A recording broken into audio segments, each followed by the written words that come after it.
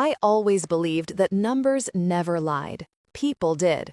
After 35 years working in finance, I'd learned that money doesn't just reveal character, it builds it, breaks it, and sometimes buries it. My name is Clara Jennings, and at 58, I was the senior branch manager at Oak Ridge National Bank. To most people, I was the woman with perfect suits, tidy braids pinned behind my head, and a calm smile that could disarm the most arrogant investor. But beneath that calm, I'd learned to read people like balance sheets. Every hesitation, every shift in tone, a line item revealing what they owed to their own conscience. The morning it began, I was reviewing quarterly reports when a familiar name caught my eye. Marcus Whitfield, my ex-husband, a man who once promised me forever and then took everything except my self-respect. The transaction log was odd. Multiple deposits, round figures, sent from shell companies. He was hiding something. My fingers froze above the keyboard, the screen glowing like a confession in the dark. For years, Marcus had convinced everyone I was the one who'd ruined our marriage, that I'd spend our savings chasing my career. And now, here he was, hiding wealth behind false accounts, in the same bank I ran. I leaned back in my chair, the soft hum of the office fading behind the rush of blood in my ears. It wasn't rage I felt, it was recognition. Life had just handed me the ledger of truth. "Clara," my assistant Tanya's voice broke through the silence. "You okay? You look like you've seen a ghost." "Not a ghost," I said, forcing a small smile. "Just an old transaction." But it wasn't just old. It was unfinished business. That night, as the city lights flickered outside my apartment window, I opened my home laptop and accessed the internal server. I knew what I was doing was dangerous, crossing professional lines, risking my career. But I needed to know how deep Marcus's secrets went. Each transfer told a story. Cayman Islands, Belize, Luxembourg. He wasn't just hiding money, he was moving it. And then one name stopped me cold. Whitfield Holdings LLC, a dummy corporation he'd set up during our marriage. But what stunned me was the authorized secondary account holder, Clara Jennings, my own name. He'd used my identity. My breath caught as I stared at the screen. It wasn't just betrayal anymore, it was theft. I shut the laptop slowly, my reflection in the dark window looking back at me, composed, elegant, but with eyes burning with the quiet fury of a woman who'd finally found her proof. In that moment, I made a decision that would change everything. I wasn't going to confront him yet. I was going to audit him, line by line, lie by lie. Because this time, the woman he underestimated was the one holding the keys to his secrets and his downfall. Morning came with the weight of decision. I had barely slept. The city outside was quiet, but my mind ran like a calculator stuck in an infinite loop. Every transaction Marcus made whispered something, and I was determined to listen. At the bank, I wore my armor, a tailored navy suit, pearl earrings, and a calm that looked unbreakable. My staff greeted me warmly, unaware that behind my polite smile, I was holding the kind of secret that could destroy a man's entire life. I called Tanya into my office. "I need the last 5 years of internal audit reports for high-value private accounts. Flag any accounts under aliases starting with W Holdings." She blinked. "Are we expecting an inspection?" I smiled faintly. Let's just say I like to be prepared before one arrives. When she left, I closed my door and leaned forward, eyes locked on the digital trail I'd started macking. Every deposit, every withdrawal, each one a breadcrumb, and the path led somewhere darker than I expected. Marcus's hidden funds weren't just personal savings. They were client money, misappropriated assets disguised as corporate transfers. My heart pounded as the realization hit. He wasn't only lying to me, he was laundering money through the bank. I felt cold, the kind of cold that starts in your chest and spreads until you can't tell if you're angry or afraid. For years, I'd told myself leaving Marcus was my liberation. Now I understood it was only the first escape. He hadn't just broken my trust, he'd built his empire with stolen pieces of my name, my credibility, my life. That evening, I went to the archives room, a place few visited after hours. The scent of dust and ink hung in the air as I pulled files from storage boxes. One folder, dated 2011, caught my attention. Inside, copies of old joint statements from our marriage, his signature beside mine, flawless. Except one thing, the ink tone on his name was slightly different. He'd forged it. "Marcus," I whispered under my breath, the sound sharp in the stillness. "You used me to hide your lies." The rage that simmered was not the fury of a woman scorned. It was the calm, deliberate fire of someone calculating repayment in truth and precision. When I stepped out into the night air, the cool wind brushed against my face. For the first time in years, I didn't feel broken. I felt awake. If Marcus thought he'd buried his crimes under my name, he had underestimated the wrong woman. Numbers don't lie, and neither do the women who finally decide to speak through them. When you've spent 30 years in finance, you learn one truth: the numbers always talk, but only to those patient enough to listen. I started my own quiet audit, not the kind with spreadsheets and balance sheets, the kind done after hours, when the bank lights dim and the cameras swivel just a little slower. I wasn't just looking for money, I was tracing intent. I built a hidden file on my personal drive titled the Atlas Report. Every anomaly, every unexplained transfer, every shadow account went into that file. Each entry made my hands tremble slightly less and my resolve grow harder. By the third night, I wasn't alone in my office. "Clara," a deep voice said from the doorway. I turned. It was David, the bank's head of compliance. A good man, trustworthy once, but loyalty in banking is as stable as the market on a bad Monday. He folded his arms. "You've been here past midnight 3 days in a row. What's going on?" "Catching up on reports," I said smoothly, not looking up from the screen. He walked closer, lowering his tone. "You're digging into private ledgers. I can see your access logs." My eyes flicked up, steady and sharp. "Then you already know I'm looking for something that doesn't add up." He hesitated. I saw the internal struggle flicker behind his eyes. Curiosity versus caution. "Marcus's name came up in a flagged transaction last quarter," he finally admitted. "But the system override came from your old authorization code." The room went silent. My old code? The one I deactivated after my divorce? That meant someone had hacked into my credentials, someone on the inside. I exhaled slowly. "David, if I tell you what I think is happening, you might not want to know." He studied me for a long moment, then sat down. "Try me." So I told him, not everything, but enough. Enough for him to understand this wasn't about money. It was about control, power, and a man who thought he could rewrite history with falsified numbers and forged names. When I finished, David rubbed his face. "You realize, if you're right, this could take the whole bank down?" I nodded. "Then it deserves to fall." He stared at me, then quietly said, "If you're doing this, you'll need someone watching your back, and I have access you don't." That was the first moment in weeks I didn't feel completely alone. But trust is a dangerous currency, and I was about to invest it in the riskiest account of all. That night, when I got home, I found a plain white envelope slid under my door. No return address. Inside was a photo, me sitting in my office, time-stamped just hours earlier. A note was scribbled underneath. "You're not the only one auditing." I froze. My secret investigation wasn't so secret anymore. The game had begun, and whoever was watching had just made their first move.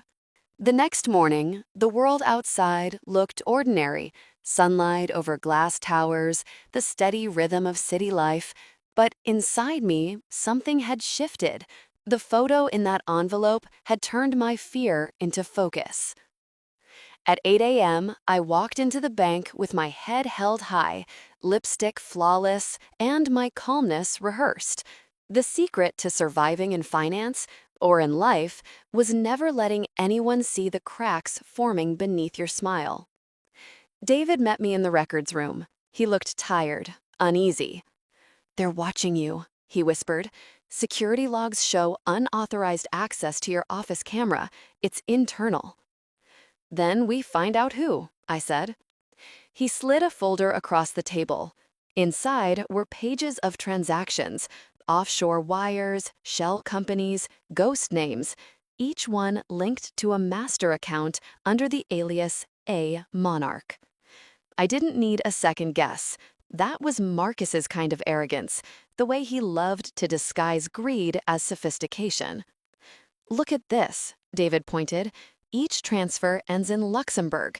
Then, within 24 hours, the funds move again into small charitable fronts." "Charity?" I smirked. He always did have a flair for irony. We spent hours decoding the trail. Every line on that spreadsheet was a confession written in numbers. The deeper we went, the clearer the picture became. This wasn't just hidden money. This was a network. Marcus had been moving not only his own funds, but laundering investments for others, using my old credentials as the perfect cover. At noon, my phone buzzed. Unknown number. One message. "Stop digging, Clara. You've already lost enough." I stared at the screen. My hands didn't shake this time. Fear had burned itself out, replaced by something colder: resolve. "I won't stop," I whispered. By evening, David found something unusual: a mirrored drive deep in the bank's internal network labeled Legacy Files, the kind of archive only senior managers had access to. Inside, hundreds of scanned documents, wills, and a single video file. He played it. Marcus appeared on screen, sitting in a dark office, his voice smooth, self-assured. "If you're seeing this, you've already gone too far. Everything I've built, the foundations, the trusts, the transfers, is bigger than any one person, even you, Clara." He looked straight at the camera. "Walk away. You won't like what comes next." I stood there in silence. Then, slowly, I smiled. "Marcus," I whispered to the empty room, "you never did understand me. I don't walk away." That night, I sent David home early. I needed to think alone. The bank was quiet, only the hum of machines and the echo of my heels. I opened the legacy files again, but this time I noticed a hidden layer of encryption beneath the video. My fingers moved instinctively. Years of managing high-security systems had taught me how to read the invisible. After an hour, the lock broke. And there it was, the shadow ledger. Every secret account, every falsified transaction, every hidden name. Marcus had documented everything. I printed a single copy and locked it in my safe. I knew now exactly what he had done and who he had done it for.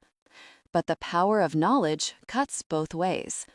Because the moment I stepped out of that office, a car with tinted windows was waiting across the street.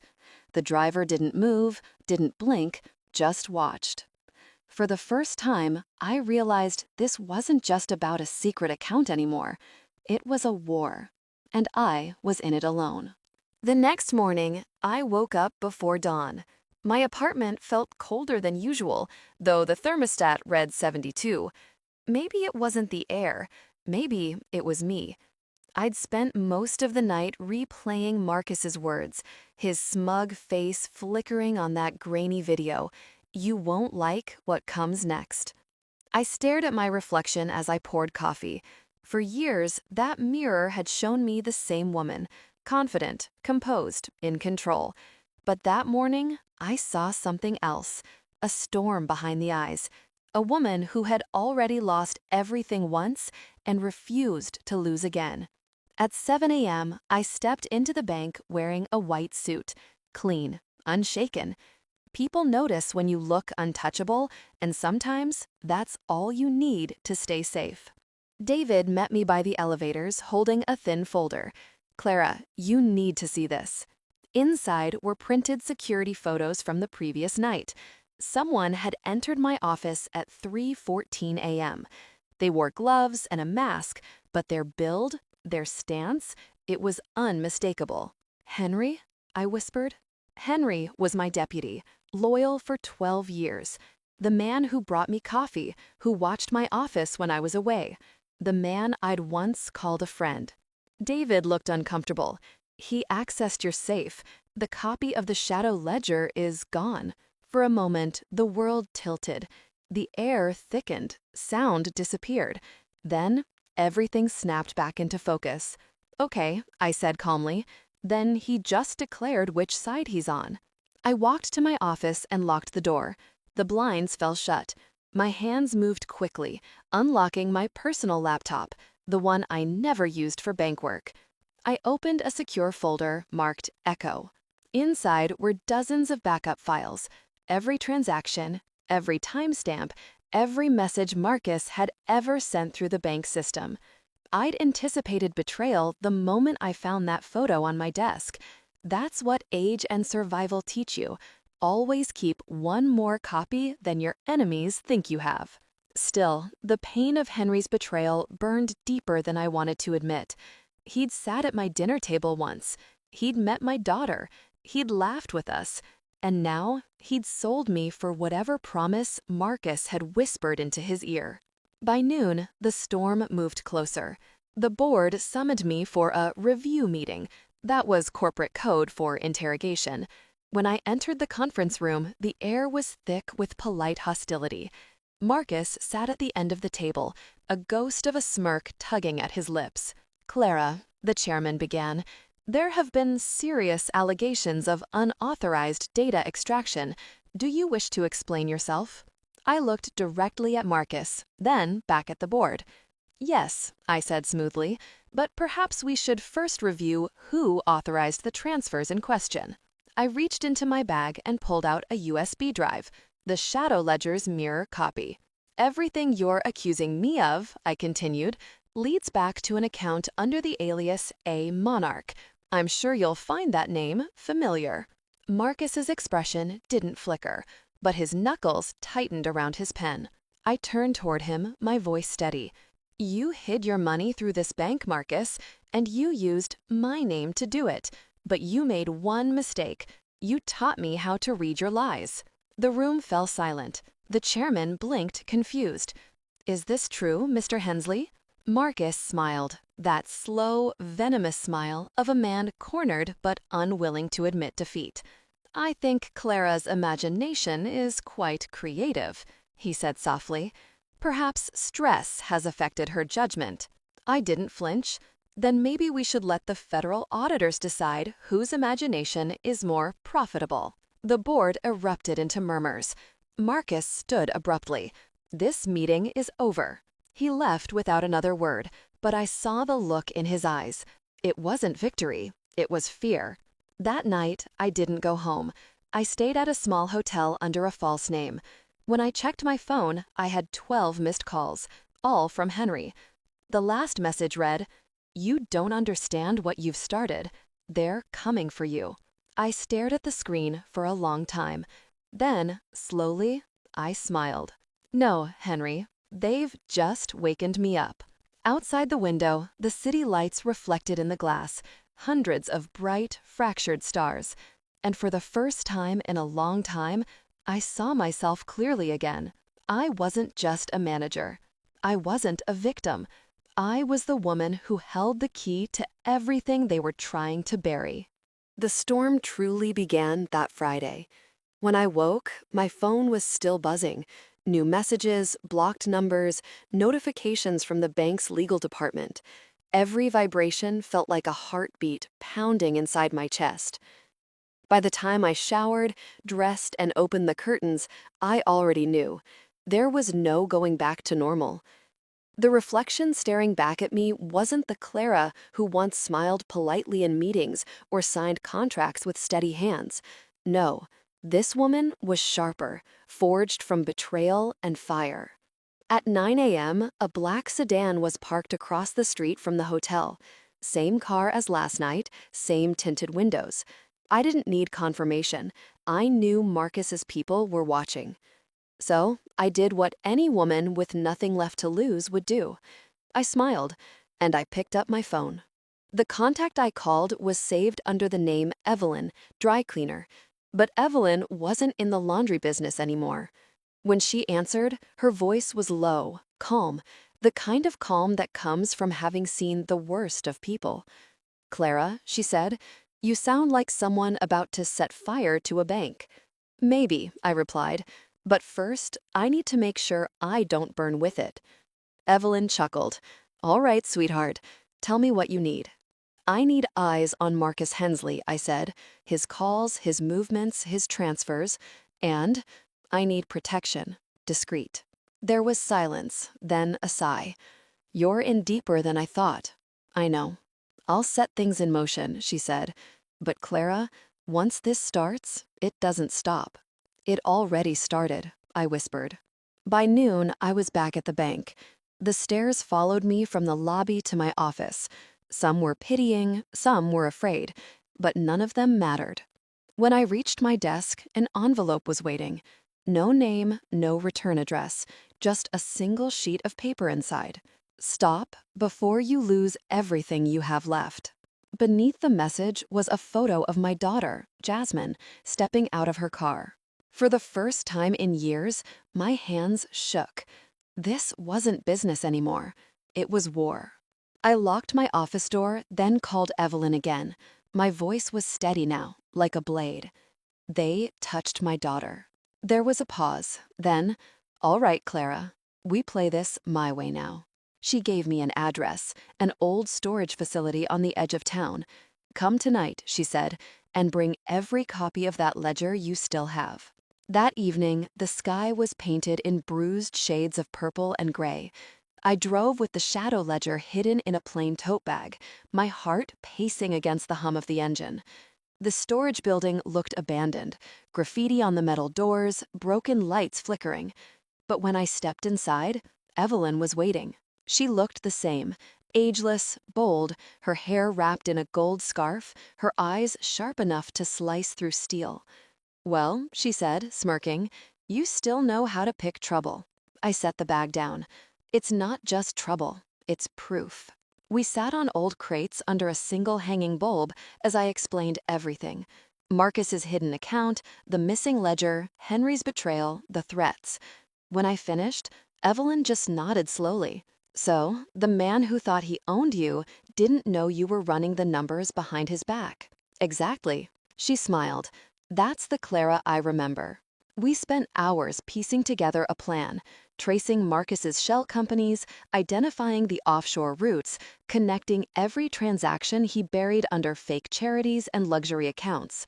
By midnight, we had a map.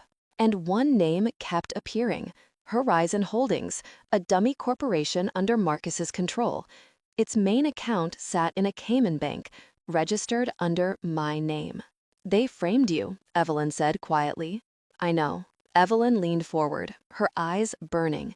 "Then it's time they learn who Clara Monroe really is." That night, as I drove back through the city, my reflection in the car window looked different again.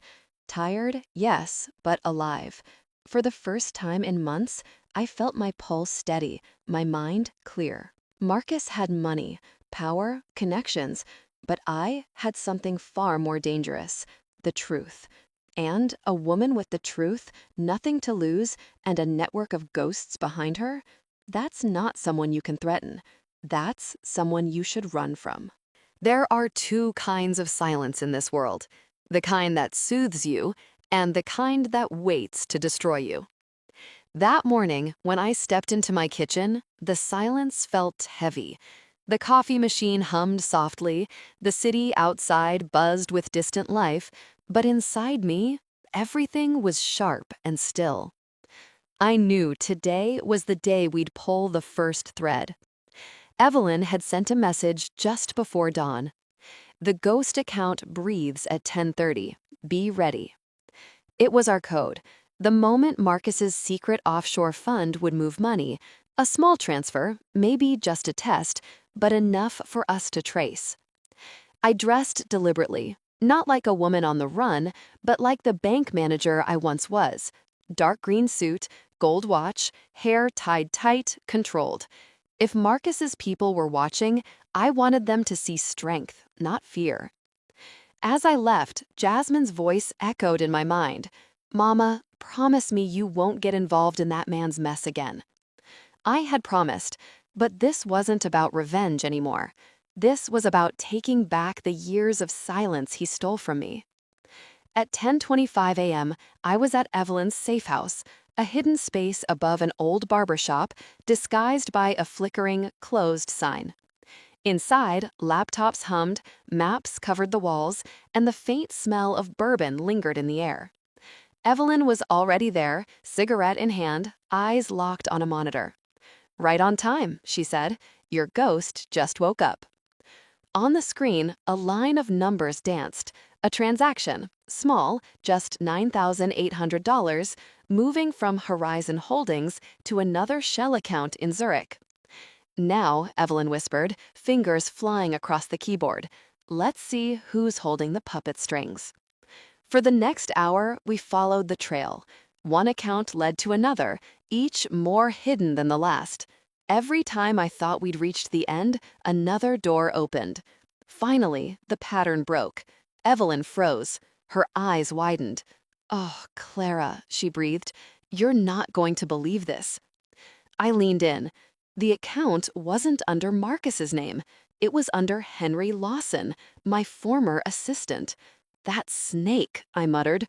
But there was more. Attached to the same account was a secondary beneficiary listed as Jasmine Monroe, my daughter. No, I whispered. That's impossible. Evelyn's voice hardened. It's a setup. If this account goes public, it'll look like you and your daughter were laundering Marcus's money.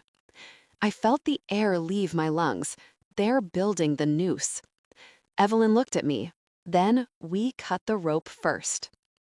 The next few days blurred into one long night.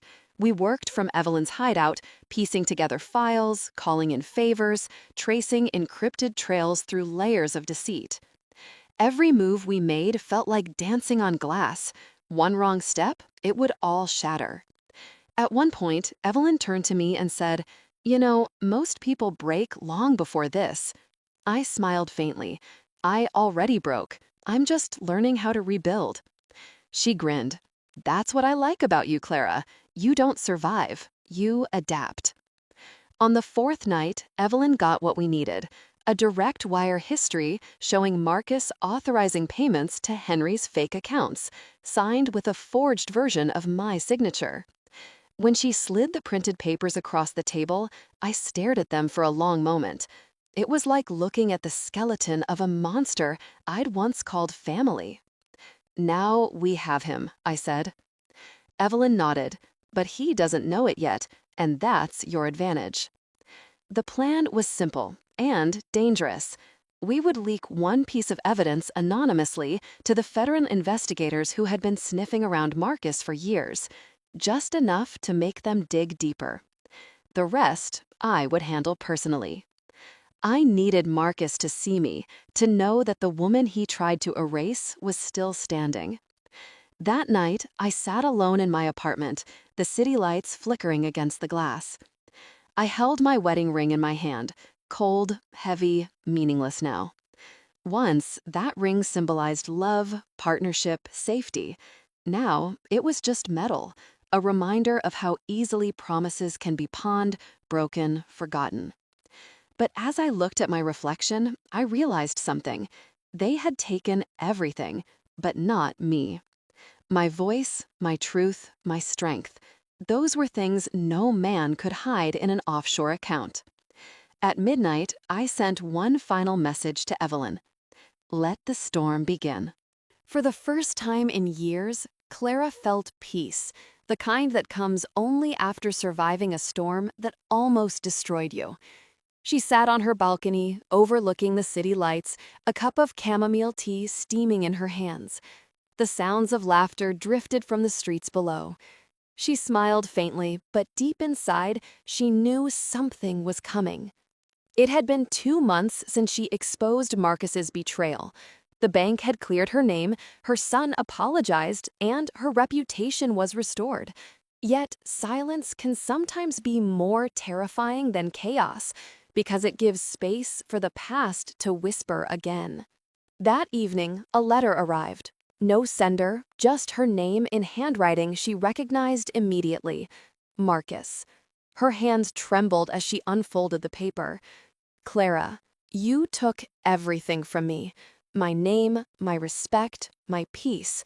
But remember, storms don't end, they only move. The letter was unsigned, but the threat was clear. Clara exhaled slowly.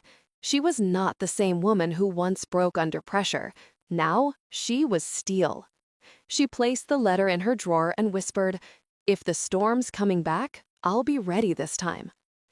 That night, the rain returned to the city, not with violence, but with the quiet promise of something deeper.